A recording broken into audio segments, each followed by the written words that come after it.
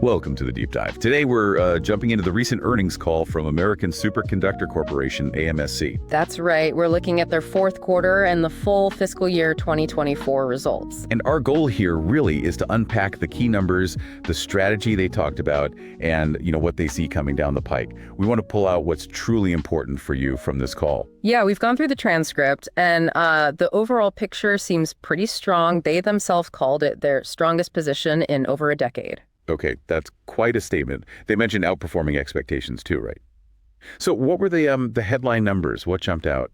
Well, let's start with revenue. For Q4 fiscal 24, they reported record quarterly revenue came in at $66.7 million. $66.7 million. Okay, and how does that stack up against, say, last year? That Q4 number, it was a huge leap, up 59% compared to the same quarter a year ago. Wow. And for the full fiscal year 2024, total revenue also saw massive growth, jumped 53% to $222.8 million.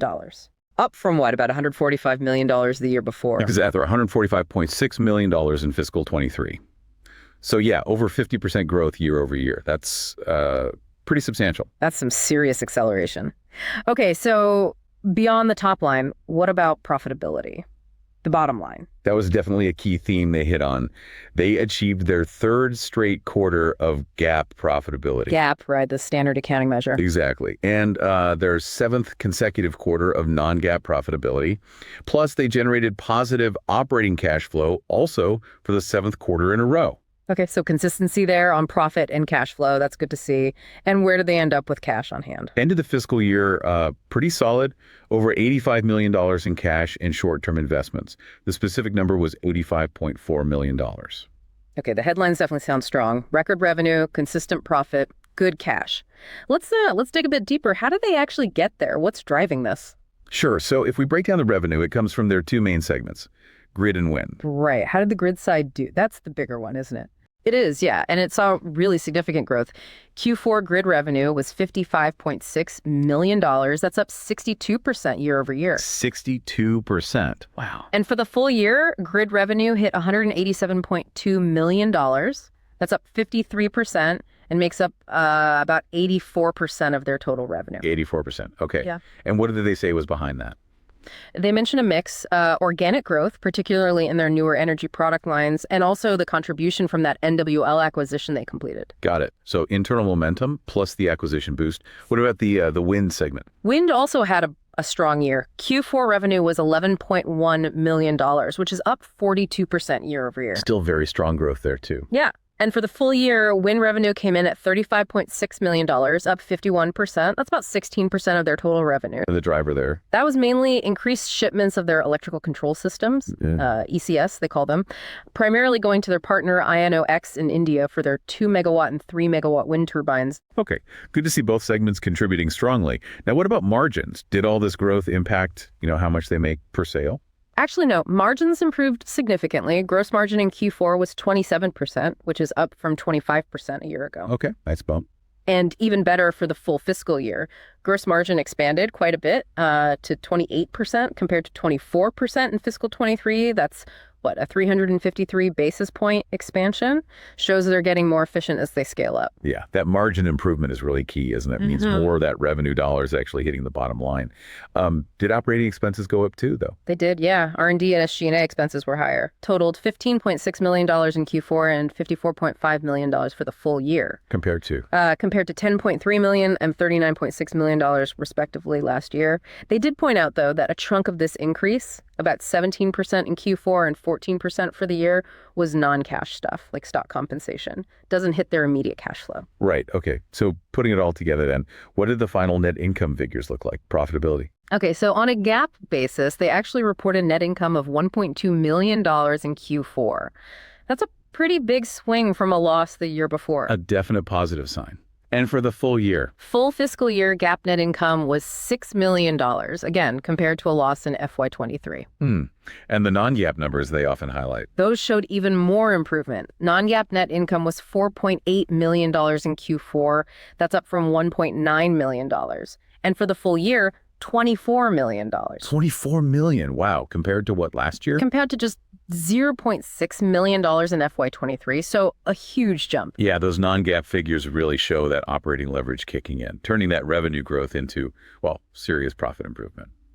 Okay, now looking ahead, what about the order book? Does it suggest this momentum can continue?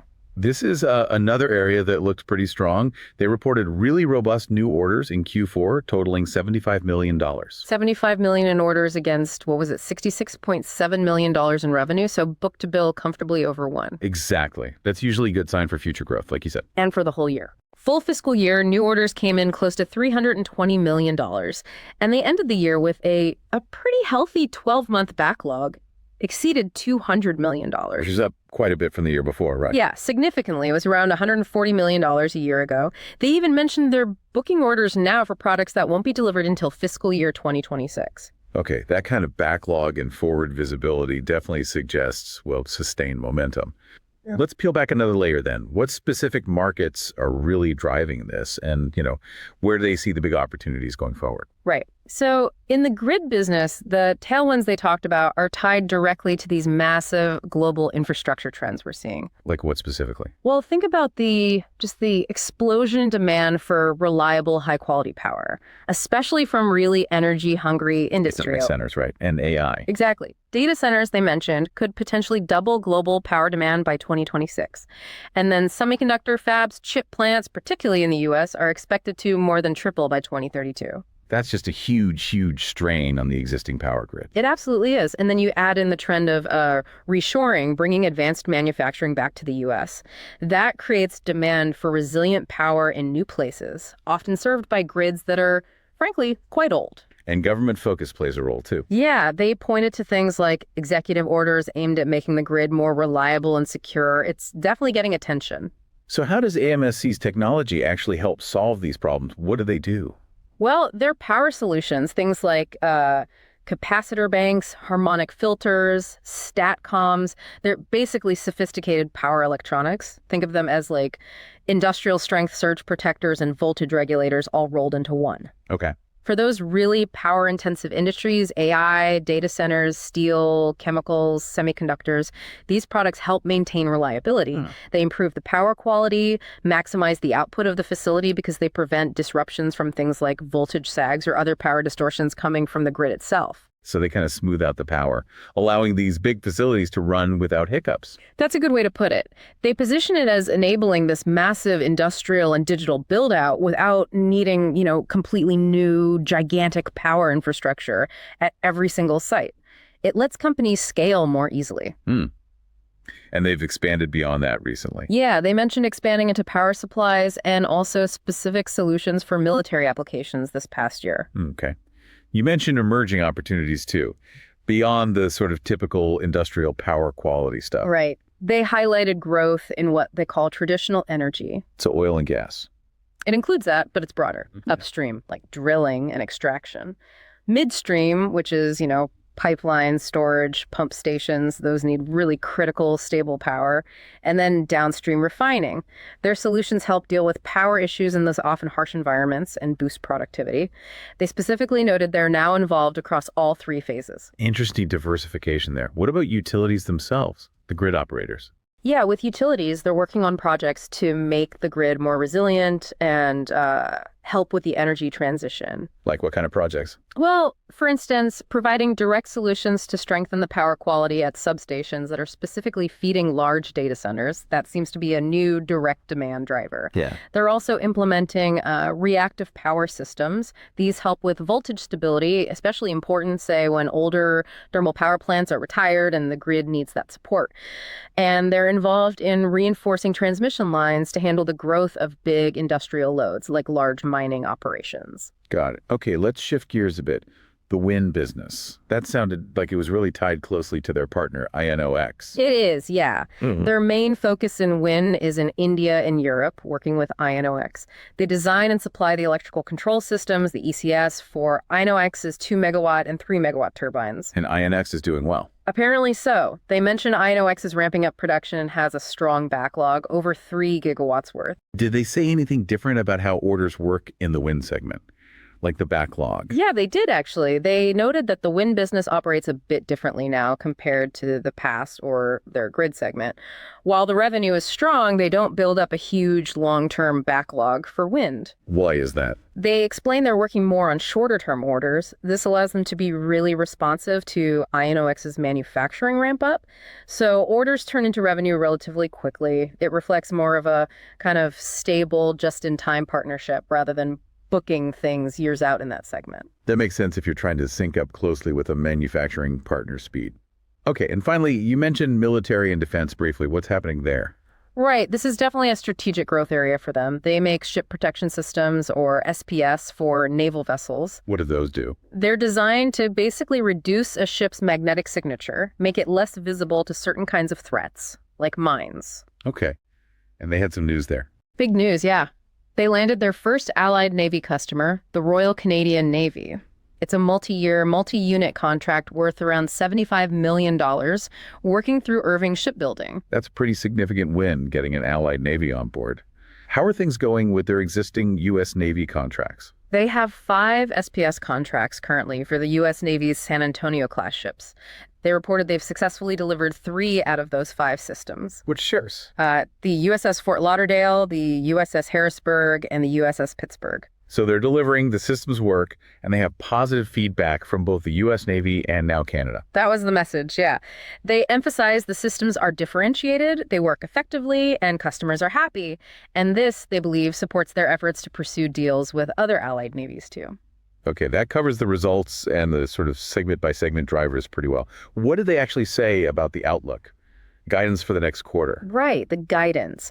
For Q1 of Fiscal 25, the quarter they're in now, they expect revenues between $64 million and $68 million.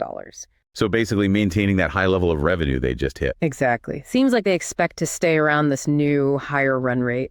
And anything notable on the profit guidance? Yes, actually. This was the first time they've specifically guided to net income, GAAP net income.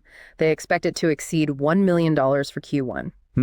Guiding to GAAP profit is definitely a sign of confidence. It is. And on the non-GAAP basis, they expect net income to exceed $4 million. Okay, so how did management kind of sum up their overall feeling about where the business stands now? They sounded quite confident, used phrases like strongest position in over a decade, and felt the business is still getting better. And based on everything we've discussed, the orders, the trends, which markets do they see driving growth in the sort of immediate future? Yeah. Near term. They specifically point to semiconductors first as the leading driver near term, then followed by traditional energy and utilities. Semiconductors first. Okay. And did they connect this back to any broader strategic points, advantages they think they have? They did. They highlighted that a big chunk of their revenue, about 75%, comes from U.S. customers. And their products are largely American-made with a mostly domestic supply chain. Ah, okay. Less exposed to maybe tariff risks or global shipping issues. That seems to be the implication. They see this, plus their growing exposure to what they termed recession-resilient industries, as positioning them pretty strongly against, global economic volatility or trade tensions. So focusing on the U.S. market and critical industries gives them a bit of a buffer. That's the argument they made, yeah. They sort of framed themselves as being right in the middle of several big transformations: defense modernization, industrial expansion, grid upgrades, supporting the energy transition, all things that require fundamentally a more reliable and resilient power grid. So, okay, let's step back a bit. We've gone through a lot of detail on this one company, AMSC.